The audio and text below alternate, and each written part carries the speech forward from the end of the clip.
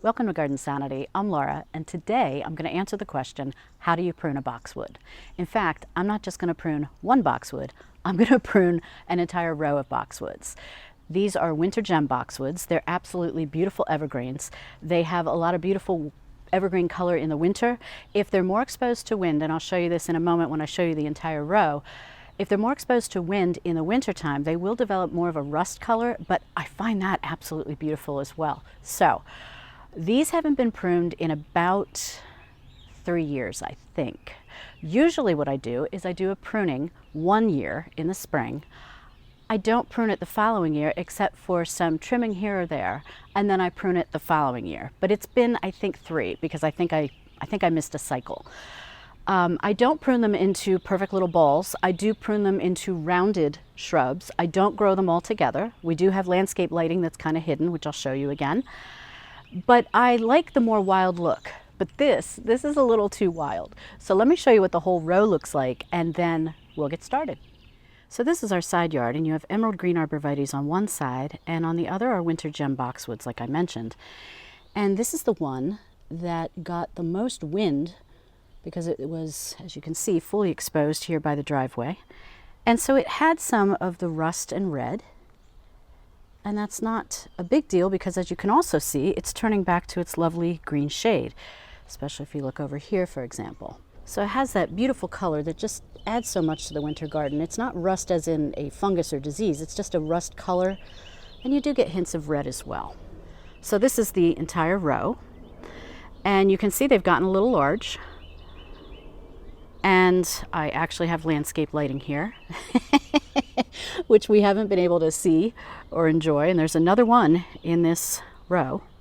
And of course we have the lovely electrical wiring that everybody has. And I suppose I could plant something taller here, but I actually love the way the boxwoods look. Now, like I said, I don't grow all of these together. And I will put them in rounded shapes when I prune them. But I won't grow them together. I like to leave some space in between them. As you can see, there's not much there. So that's one thing I'll be doing. And here's the other landscape lighting. And then the biggest shrubs are down at the end. I can't explain why, but the largest emerald green arborvitae is also at the end. So, and we also have to clean up in aisle 5. We have the typical mold that grows on your siding when it doesn't get much sun, and it gets a lot of humidity and junk during the winter. So that's another project. So you can see that these are all a little bit different sizes too. And for whatever reason, that's what happens as they grow naturally. But the one tip I have is when you're doing more than one, you want to start with the largest one, because think about it, if you start with the smallest one and you get that right where you want it, you may end up having to prune a lot more of the larger ones to equal the small size. So if we start with this one, which is what I'm going to do today, we start with this, we prune that down, then the rest of them that might be slightly smaller, especially as you go up the row, won't be as much to prune off. Now when your boxwoods aren't pruned back, one of the things that can happen is they get little flowers on them. And that's really nothing here nor there because most of that's coming off as it is. So you don't have to worry about that. But if you see it, that's what it looks like. So now let's take a close look at the inside of the shrub. Looking from the top down, you see that a lot of sunlight gets in and there is green growth way down, which is wonderful because that means I can cut this pretty far back if I choose to. Now let's look at this section on the shrub, and you can see there's more of the dead stems. So you got to be careful of that you just don't cut back into the dead wood. You really want to stay where there's some green leaves on the other end of your hedge shears, and that's how you want to prune it.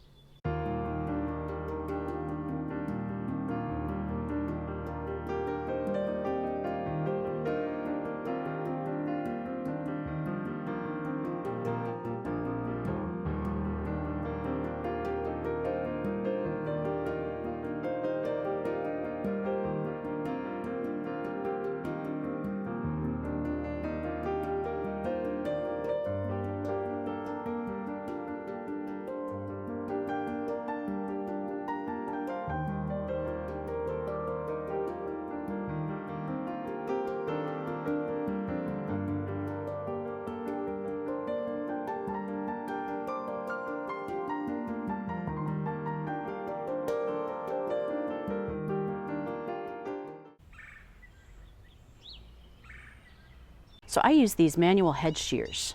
These are by Fiskars. They're really nice because they're a nice ergonomic weight. So they feel good in the hand. They're lightweight, yet heavy duty, if that makes sense. And these are really good if you're pruning every year. And like I said, I haven't. But this is what I use in the off years. So if you were pruning your shrub and you have a lot of these smaller stems that are either a light brown or they're green stems, you can use these shears and they take stuff right off. Really nice. But if you get into some of these more woody stems, the shears may not work as well. See? It eventually does it, but it's not as easy. So in that case, what I'm using are bypass pruners. And again, these are Fiskars. I like them because they've got a good rubber grip, very ergonomic. So for these more woody stems, it's a lot easier to come in and just cut them one by one. It may seem like it would take a long time, but you'll be amazed at how fast it goes. All right, so let's look at this stem. Now, again, you see how there's a lot of nice green way down in the shrub. So I can go pretty far down to trim this. And in fact, what I'm gonna do is I'm gonna take this V, keep going down. There's a V right here with some stems that go right here. And I'm gonna go down right above, say this bud right here. And so this is how much I'm taking off. And here is where I made the cut. So you see there's still a stem here, and then there's a lot of little green leaves that will become more stems in the future. Okay, now here is another stem. You can tell it's a little lighter colored. And I'm gonna take this in order to reduce the height and just go down into the shrub and then snip it off. So you can see what I did was I cut it in between a set of leaves here, and there was a set of leaves underneath. Now, that's easy to do, and you don't have to worry about it too much because there's leaves going all the way up every single stem. And how you can tell a boxwood from a holly is boxwood leaves are opposite each other on the stem, whereas holly leaves are sort of at an asymmetrical angle. I'll put a little something on the screen that I put together to show you the difference.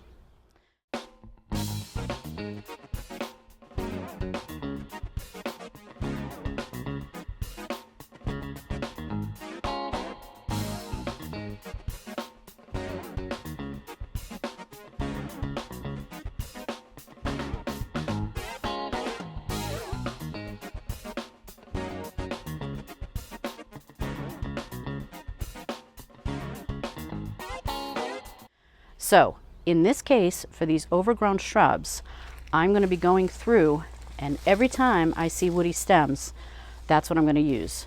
Use my bypass loppers, also hand pruners, same name, and I'm going to just cut down in there.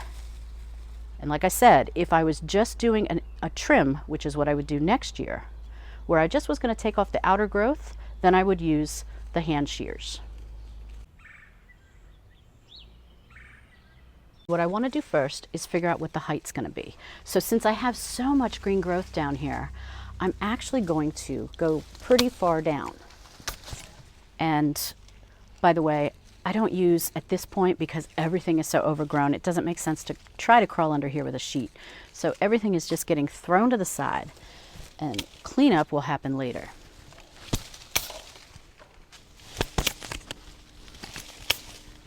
You see already, you can kind of see where I'm going with this. And what's nice is by doing it this way as well, you still keep a natural look. So you really can't screw this up because the leaves are opposite each other. They go all the way up. Anywhere you make a cut, you're going to make it in between a set of leaves. That's going to encourage the shrub to put out new growth wherever you've made the cut, which is great. So this is much easier than pruning some other shrubs where you really have to pay attention to where the buds might be. You don't have to worry about that. All right, that's a good height there. Now let me work on the front of the shrub. Now, just in case the video is not capturing the depth that well, this is how low I've trimmed where I want the shrub to be. I may still go a little lower, but this is a good start. And now I'm going to do this part here, which you can see is a lot taller. So apologies if it's not that clear on the video. At least hopefully you can see this now. So when your shrub hasn't been pruned in a while and is a little bit overgrown, that's where you will see a lot of these much more thick stems. And like I said, hedge trimmers, manual ones like I'm using, don't get these that easily, and that's why you need to use bypass pruners. This is also another reason not to use the electric hedge trimmers, because sometimes they'll get caught in this and you struggle a little bit and it kind of messes up the branch. It's just, can you tell I'm not a fan? Now you will have some gardeners that will tell you one of the things that is great about letting more light into the shrub is that it encourages growth. And I'm wholeheartedly agree with that. But I don't trim on purpose for that, because light just comes in naturally. As full as the shrub looks, just by being able to tell that leaves get into the shrub shows you that it's more open than you might think. Okay, I moved the camera again because I really want to make sure that you can see what I'm doing. So here is, let's start with this stem here. And where I'm going to go is right there. Take all of this off. And now here's where I made the cut, and you have several little stems just below it with leaves to continue looking nice and green.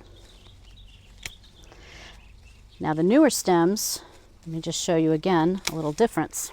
So this is what an older stem looks like. It's got a little bit of a woodiness to it. And the newer stems, let me just turn it over here, the newer stem has a lot more green. And these are the type of stems that work well with hedge trimmers. Manual, not electric, say it with me. But these are the ones that are a lot easier to use with hedge shears.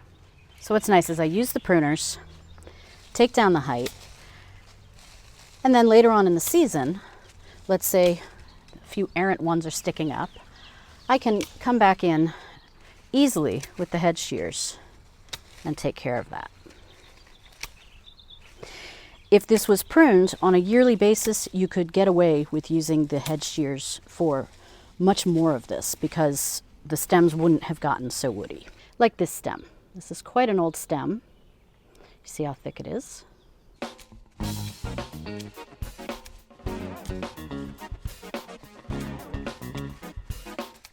So here is everything that I've taken off of the top so far. And this is what it looks like. So you can already see there's quite a height difference between what I pruned and what still needs to be pruned. Now let's look at some of this closely. Now what you'll see are a lot of exposed stems, and that's inevitable. And I never worry about that too much because these are fast growing shrubs.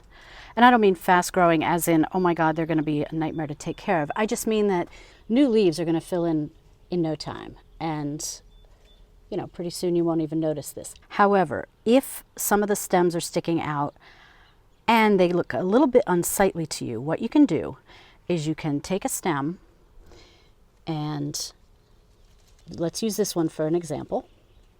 And you see how this stem is looking, right? And if you go down a little bit further, right there, you see that stem?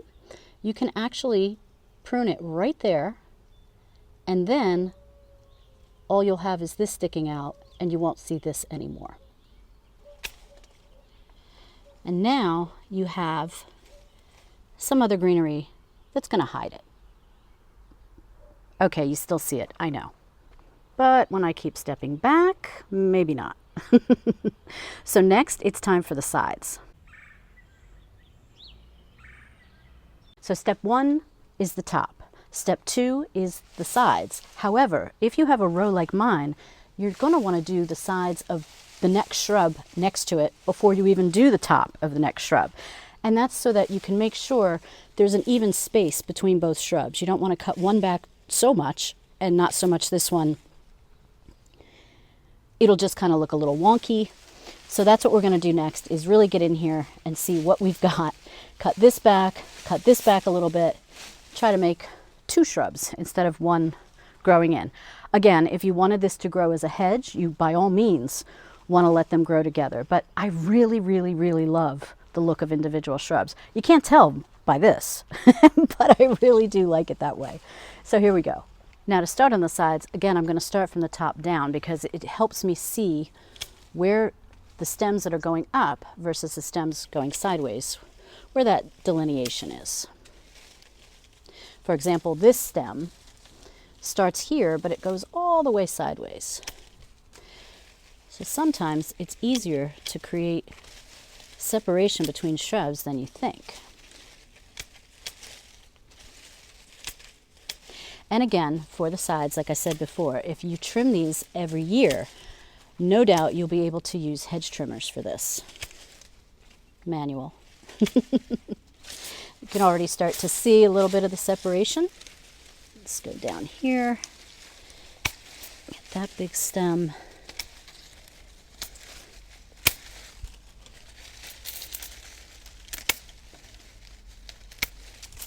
So what I'm starting to uncover is the window cover for the window well. Starting to make some daylight here. And there's also, you see, a little bit of dead stems, dieback. These will, and you can see some newer stems on them, I'll show you this in a second, these will grow back. So it's not like if you see dead stems, they won't grow back. By all means, trim them back.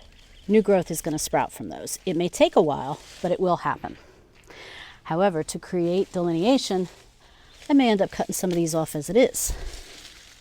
Boy, is it ever freeing to be able to just toss these clippings. Normally I like to clean as I go, but not for a project like this.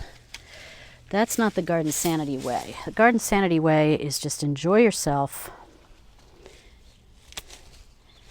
You know, if you like to listen to podcasts while you're gardening, it's a perfect time to put a podcast on, listen to some music. Or my preference is I like to listen to the birds. So that's why I like to do a lot of my gardening early in the morning, because that's before the man-made sounds of leaf blowers and lawnmowers kick in, especially in the summer. Those aren't as pleasant to hear, not as relaxing. Now remember, sides include the front as well, so don't just think I mean sides of the shrub literally left and right, but sides include the front too. Now this is the front of the shrub, so I'm going to round this off a little bit as I go down. And by doing that, basically just go a little bit wider as you go down and then go back in. You really can't mess this up. And once you do it once, like the first time you do this, your first shrub, but by the second time you do it, literally the second time, you'll be an expert. Trust me on this. It is very easy to do. And I will definitely do a follow-up video on this so you can actually see what these look like, let's say in a month. And then that way you can see if they've grown, how they've grown, what they look like. So periodically you want to step back and evaluate the shrub. It's always nice to then look at the one next to it and say, I'm doing good. Yeah, I uncovered more mold on the siding. That's another project for another day, like I mentioned. It's a little lopsided right around here. So I'm going to round that a little bit. And then I'm going to start cutting into the next shrub so that I can actually see more of a delineation. And by the way, this will then become, as I mentioned, the guide for all the other shrubs, which means that the smaller ones that are up front, I won't have to cut back as much. So it's a smart way to do it. If you start with the smallest and then you work your way to the largest, you're going to have quite a job on your hands. Now you have a really nice, even separation between the two shrubs. You've got the nicely rounded boxwood on the right and the very strange looking now that it's got one side pruned, on the left. Now let me show you a couple things that were really interesting to me on this shrub that I uncovered. So here is one of the stems that I cut back, and like I talked about, more stems and leaves will come out from it. Look at the baby leaves. Aren't they neat? So it's growing and it wants to grow, so that's really good. So now I want to show you on the left side all of this, what looks to be dead. It's not dead. There are some green stems jutting out, like you see right here, and that's going to fill in now that it's got more light. So I'm not even touching that because it already has the shape that I want it to have, and it'll fill in, and you don't really see it from this side anyway. You know, when you're standing here, you don't really notice it. If you're standing in the front, you don't really notice it. So I'm more than fine leaving that. And the same thing over here. This is on the right side again. I could cut that back. In fact, I will come in and cut that back a little bit. But these stems I'm leaving because there will be a lot of new green growth on them. It should be fine. So one of the things that I usually do once I'm done with the whole row, but I'll just show you now, is I will then look at how every single thing looks. So if I need to come back in, for example, and get some of these lower guys off just to neaten it up, make sure there's nice airflow underneath the shrub, I will come back in and do that. But some of that fine tuning I usually won't do until I'm done with the whole row, because then I can evaluate, see what it looks like. Maybe I want to tweak something here, something there. But for the most part, this shrub is basically done. So now I'm going to tackle this shrub next. Step one is usually the height, but I did the side here. Still have the other sides to do. But I'm going to start again with the top. And what's nice is as I begin to cut, then I will match it up with this and go from there. So first, I'm just going to take a lot of stuff off the top, just so that I can get a feel for where I'm at height-wise.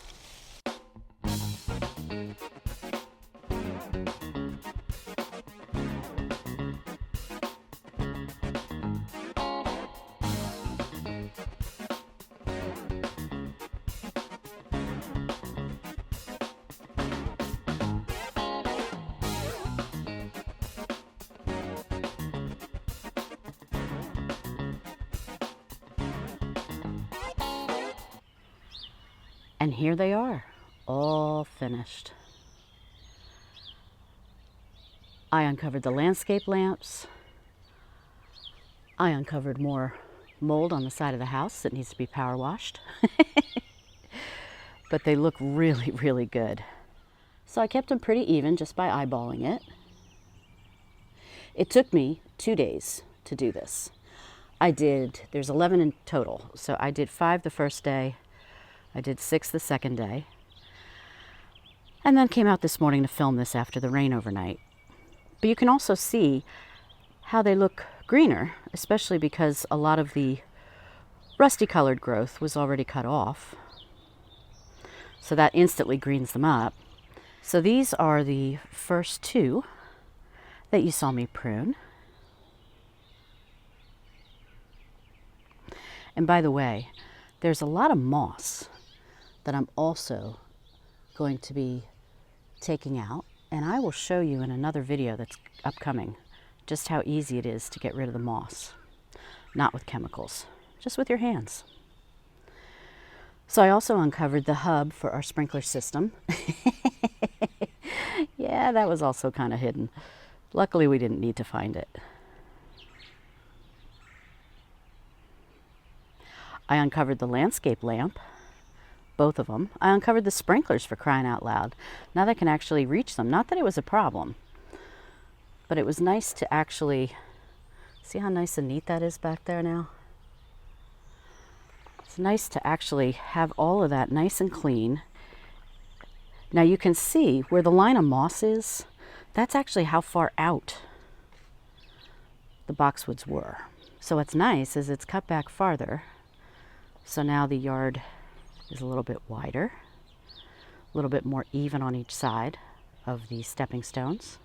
And that's also why the moss grew. It was actually growing somewhat underneath the overgrown boxwood. So now in some of these, I had to cut back pretty far, but those aren't dead stems. Those are all going to sprout, or most of them should sprout, new growth. But in order to cut back and keep it even on each side of the lamp, I had to cut it back pretty far. So no worries, you don't really see it from the front. You don't really see it from at least this side when you're walking. But nonetheless, I did have to do that in some sections, and I'm not worried about it because with boxwood, once sunlight hits it, it sprouts new growth from just about anywhere. It's such an easy shrub. And what's nice is by hand pruning it and not having to clip every single thing away, you keep that nice natural look. Still has a lot of nice sections that have nice leaves right to the end. And that's what keeps the shrub looking natural and keeps it from looking like you murdered it with hedge trimmers. And then the last step that I'll do is I will come out and fertilize all of this. But I'm going to wait until after we power wash the side of the house. We'll cover this with sheets, power wash the side of the house. And once all that's done, I will rake away the gravel, sprinkle plant tone by a spoma around the base of each one, put the gravel back, and let Mother Nature rain it all in, into the soil. And that's all that's left to do, and these are going to be good for 2 years. Like I said, I do this every other year, normally. And then next year I'll be able to use my hand shears and just do a very light pruning. So it'll be good to get back on the schedule. So I'll revisit these in a month and show you how they look as they're filling in and greening up. And in the meantime, happy gardening.